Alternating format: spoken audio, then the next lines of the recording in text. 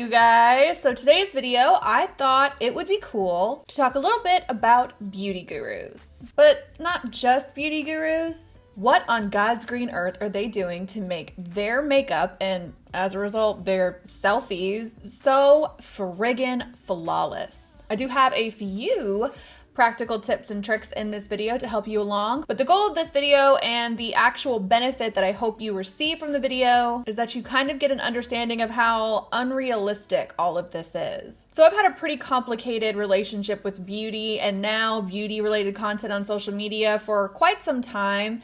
And honestly, that is a big part of what I want to talk about a lot on the podcast, but that doesn't mean I won't try to find a way to bring some of that discussion over here onto the channel. So I hope you guys are down to clown. Before we get started, don't forget the War Paint podcast will be going live everywhere in November. Don't forget to check out the War Paint Facebook group. Links to all that down below. Patreon stuff is going strong. Hope you guys will come hang out with me there as well. And let's just get started. So the number one reason that beauty gurus' makeup looks a lot more flawless than yours is that they practice a lot.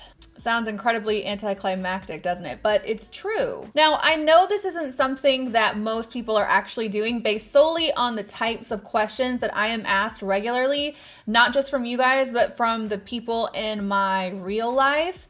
Regular people just are not spending the kind of time on their makeup application that beauty gurus or people who work in the beauty industry do. And for the record, I've got to come up with another way to talk about people who aren't in the beauty industry. I don't like saying regular or average because honestly, you guys are anything but regular and average to me. Like some of my followers are doctors and lawyers and cancer survivors. Somebody in my live stream the other day worked on the Hillary Clinton campaign. Like you guys are not average at all. So I'm sorry if I can't think of another way to explain it, but you know what I mean. But the thing is, most beauty gurus are thinking about their makeup or testing makeup or trying makeup or putting on full beat multiple times a day. They're probably surrounded by a lot of people who do the same thing. So I think in some ways, beauty gurus kind of have lost touch with the average person because like I've said in the beginning of this, like most people I know are just not spending that type of time on that. Most people think about their makeup pretty much only when they're applying it and maybe in the few moments they can steal away for themselves to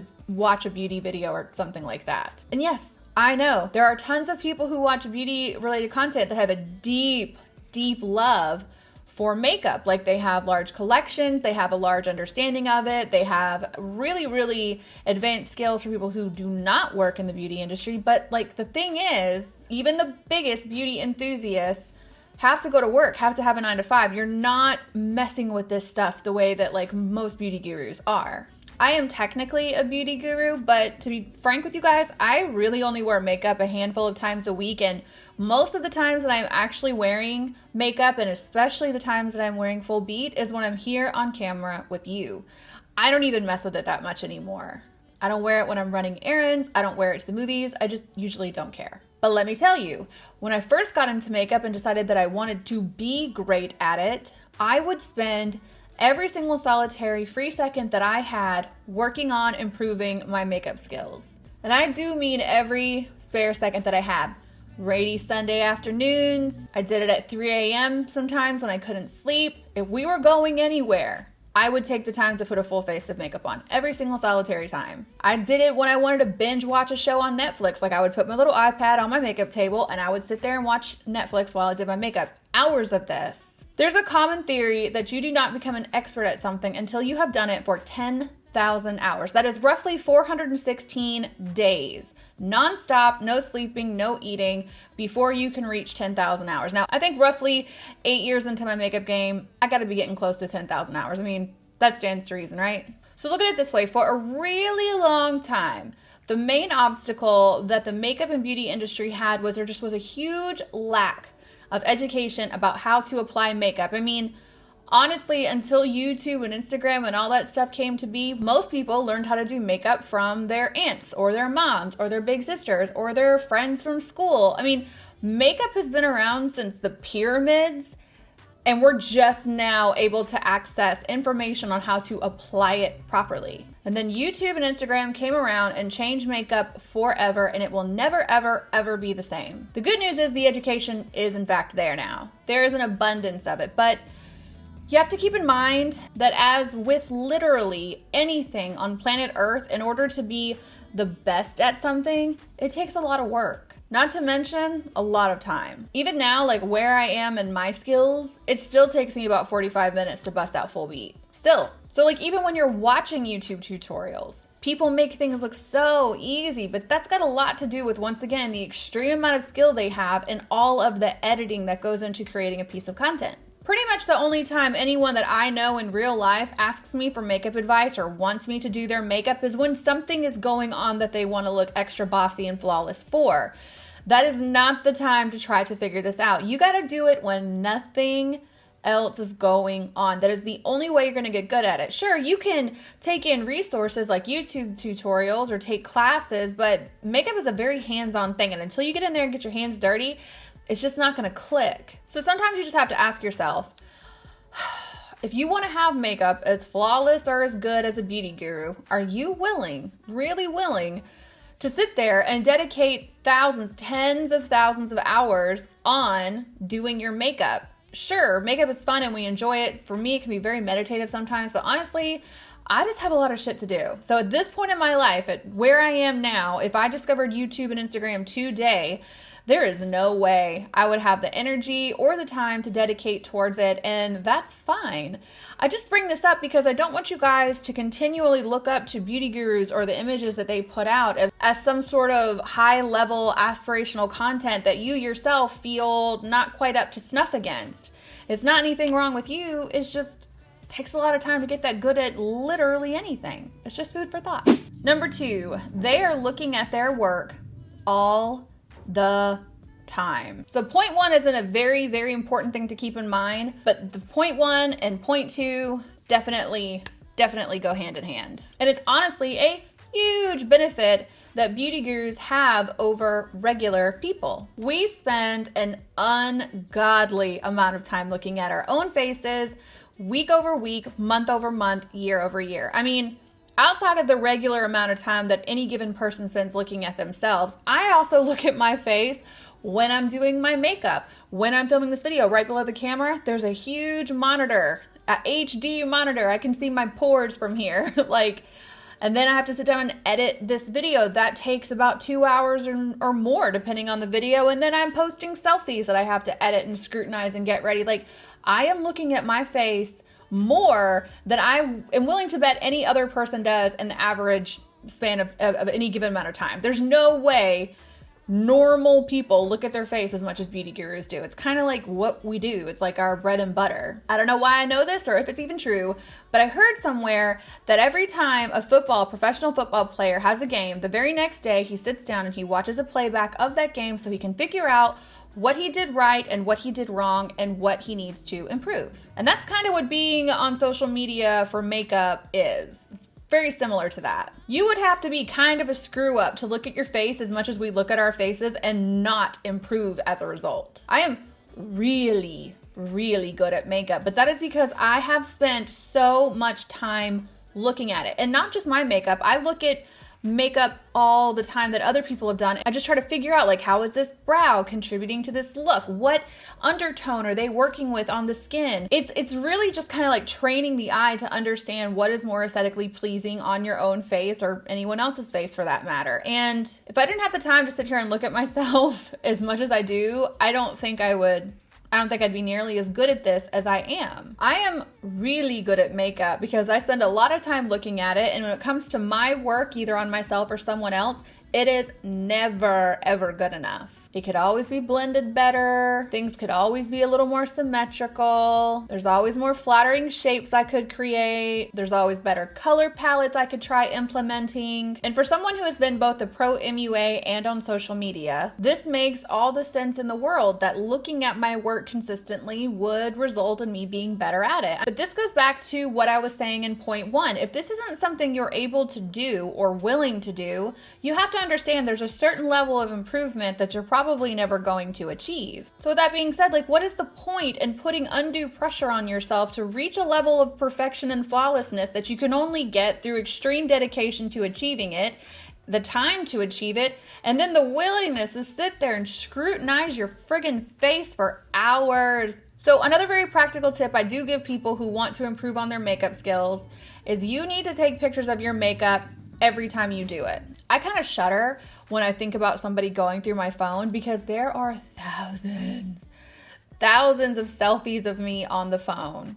Because every time I do my makeup, I take pictures of it and then I sit there and I scroll through and I try to figure out what went wrong, what worked, and what didn't. I know that sounds excessive, but it's how you improve. It's the main way I'm able to see what my makeup looks when my head's turned this way or when my eyes are closed or from a different angle or in different lighting. Like, it's an incredibly useful tool if you choose to use it. I even take selfies while I'm doing my makeup as if it's some kind of extension of my mirror. So literally, I'll be sitting here doing my makeup and halfway through, I'm taking pictures, eyes closed, eyes open, looking this way. I want to see the full spectrum of what I'm working with. And saying this stuff out loud sounds so excessive, but once again, that is kind of the point. That is what it takes to be really good at makeup. Talking a lot about this because I want you guys to totally understand that it is not about buying product, which is the way I think a lot of beauty gurus kind of frame the situation, that they bought this and now their makeup looks amazing. It's not how it works. It took a lot of effort to get good at it. But yeah, I have spent thousands of hours learning how to get good at my makeup and thousands of hours looking at my makeup because I am a perfectionist. And I'm not a perfectionist in the way that some people are, where they use perfectionism as an excuse for procrastination. No, I am a perfectionist. Anything I want to do and be good at, I'm going to be the best at, damn it. Like, I'll never be satisfied, and that's fine. I guess it helps me out because this is what I do for a living. But if you don't, you have to really weigh out the pros and cons of dedicating so much time, energy, and money to something. You know, like, you have to ask, is it worth it? Is this really the best use of your time? And what are you expecting to get out of it once you do reach that level of flawlessness if this isn't your career objective or like your big goal in life? And like, I get it, people do this as a hobby. I'm just giving you food for thought, like always. Number 3, they are getting work done. Those who live in Botoxed houses needn't throw injectable stones. There's something there. Basically, what I'm trying to say is I am not trying to shade anyone or call anyone out because I've had work done. I will get more work done. It's just, I'm a grown-ass woman. I'm gonna do what I want. So there's that. I really want to make a video about injections, plastic surgery, work in any capacity, because I truly believe, like with literally everything in life, there are right and wrong reasons to do it, but I'm not going to get into that today. Suffice it to say, my opinion on plastic surgery, or any work for that matter, is if it's for the right reasons and it's not hurting anybody and you can afford it, knock yourself out. So let's just understand that that's my stance on this before I go any further. However, it's not really fair for us to expect our homegrown looks to compete with man-made beauty. I mean, the stuff that you can do now between lasers, injections, filler, all that stuff to create the most flawless, beautiful canvas to work on is kind of unreal. So when you're looking at these pictures of this makeup, you have to understand, once again, the 10,000 hours plus that went into learning how to be that good at makeup. The fact that they stared at their face for hours and hours and hours to figure out how to improve it even still. And now you have the added layer that this shit ain't all real. I talked about this in a recent video and it fascinates me. I can't kind of get it out of my head. The UK has extremely strict guidelines for what images you can use to sell cosmetics. I use this example in the video I'm talking about, where you cannot use a woman of a certain age, in her 20s or 30s, without any visible signs of aging, to sell an anti-aging cream. You also can't do that, add Photoshop, and then try to sell anti-aging cream. But in America, we're a lot more chill about it, and that's exactly how we do things. In the UK, the train of thought is that you cannot be in these streets attempting to postulate that it is at all achievable to have these same results using this same product. And that is exactly what Instagram, social media, beauty guru advertising is based entirely on. A beauty guru's face is not only how they themselves make money, but now it is how the companies that they're working with are making their money as well. Once again, I am not suggesting that the act of having work done is automatically right or wrong. But the question becomes, is it fair to promote the efficacy of a product, let's say that is meant to tighten the skin or make it look firmer, using the image of someone who has spent thousands of dollars on laser treatments that are intended to do that exact thing. The Kar Jenners are really good examples of this, though they are far from the only ones that are doing this, and I feel a little more comfortable using them as examples because I don't really consider them my peers. They're like celebrities. But the thing is, at this point, because so much of the money that they make now is tied up in the beauty industry, you do have to keep in mind the amount of work that they actually have done. I mean, Kim herself she's had some work done. She looks amazing, but she has had a lot of work done. And yet, tons of women and girls mimic her makeup artist tips and tricks because she ain't the one doing the makeup. And buy the products because they want to get closer to looking like her. And you can try to sit here all day and twice on Sunday and tell me that's not what is happening, but it absolutely is, because Kim wears makeup and she uses her appearance to sell makeup as some sort of gateway for you to get closer to her aesthetic. But Kim also eats food and she ain't out here opening restaurants. That's not where her money comes from. That's not what her money maker is. And that's not the feature and quality that she has that people aspire to have for themselves. They will spend money to get closer to that aesthetic. I am saying this just so you can keep in mind that whether you have no interest in getting work done, you don't have the budget, or whatever the case may be, doesn't mean that you can't achieve beautiful makeup on yourself or that you're any less beautiful than anyone who does have work done. But you just can't compare your natural situation to man-made perfection. It's just a matter of understanding that the majority of us are not trying to be pretty for a living. It is just something to consider before you judge yourself too harshly or even continue to buy any old thing that they recommend on the assumption that you are going to end up with similar results. Number 4, they do makeup for environments that they create and then they edit them. Guilty as hell. Guilty as hell. I do this too. Everything on this list I do or have done, so I feel like that makes me a reputable source. But, you know, I'm not trying to shade anyone that does this for the 100th time. I'm just trying to put it in perspective to help you guys out. This topic in particular, I have talked about several times. I'm going to bring it up again simply because I know there's tons of people who either don't know this or they don't keep it in mind when they're making decisions about makeup purchases, how they want to do their makeup, or why their makeup doesn't look the way that the people that they're watching on social media looks. And this is something hairstylists have been talking about a lot because they will get images from their clients. They come in, bring in this picture, say, I want this hair. And the picture that they're looking at is 8 times out of 10, either a wig somebody is wearing, or it's very clear that the picture has been altered to change the tone or the color of the hair itself. So the hairstylists are just sitting here like, well, I can't do that because that's not doable.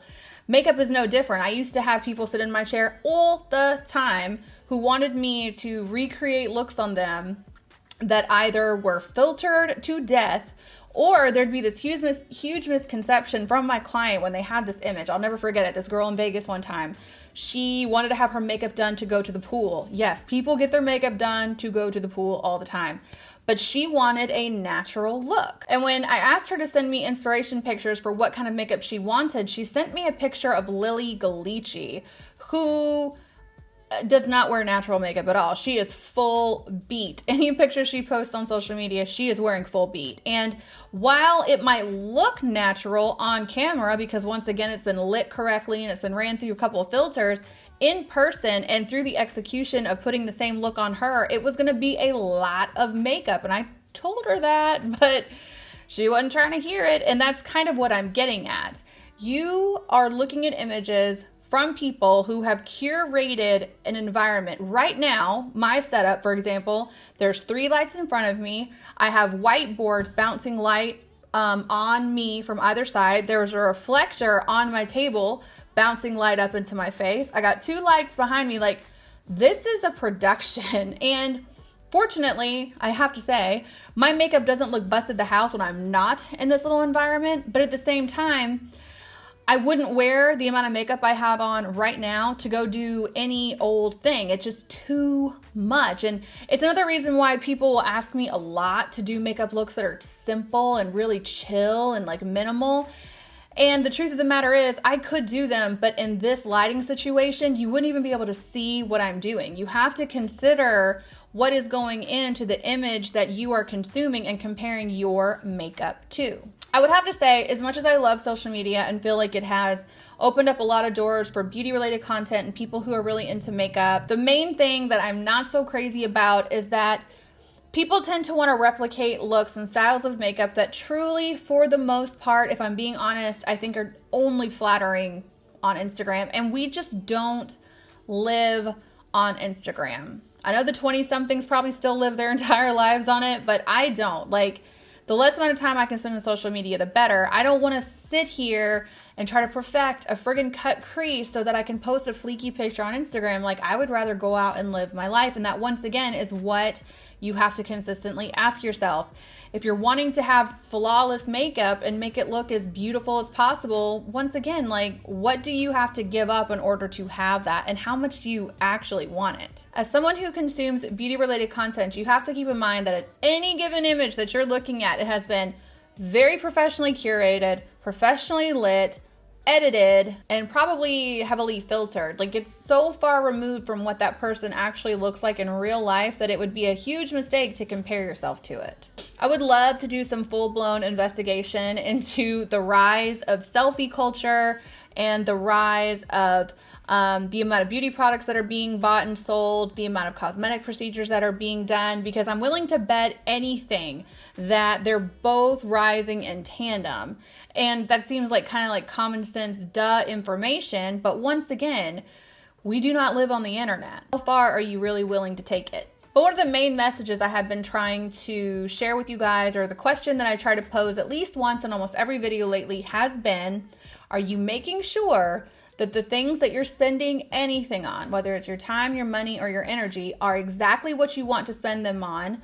You're getting exactly out of that exchange what you intend to get out of it, and you're doing it for the right reasons. Mainly the inspiration of this video was that it does make me kind of sad to see from my followers and people I interact with on social media all the time, the kind of pressure they put on themselves and the way they view themselves as it's compared to beauty gurus. Because at least back in the day, when it came up to what was once considered an aspirational figure, it was someone like in Hollywood that you couldn't touch with a 10-foot pole. It was so far away from you and everything that you know. But beauty gurus are just regular people. So I think on some level, it gives an unrealistic expectation as to what a regular person should look like.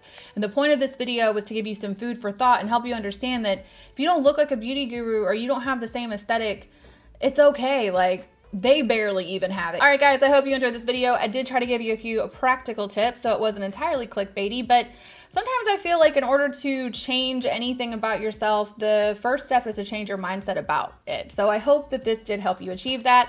As always, thank you so much to the patrons. I am actually going to hop off of this video in just a second and turn my phone on because we're about to have our second live stream for the month of October. If you guys are interested in Patreon, there is so much fun stuff over there going on, but I think hands down my favorite part about it every month is the 2 live streams I get to have with you guys. They're very intimate. Typically there's only like 20 to 25 people in there. It's pretty easy for me to get to comments, and it's just a fun way for me to connect with you guys one-on-one. So anyway, I definitely hope you enjoyed this video. Don't forget to check out the War Paint podcast when it goes live everywhere in November. Tons of announcements will come out about the exact date very soon. The War Paint Facebook group is linked down below as well. And I gotta get out of here. I got some live streaming to do. So anyway, I hope you guys are having an amazing day. Don't forget to check the down bar for links to all my social media platforms. And I will catch you in the next one.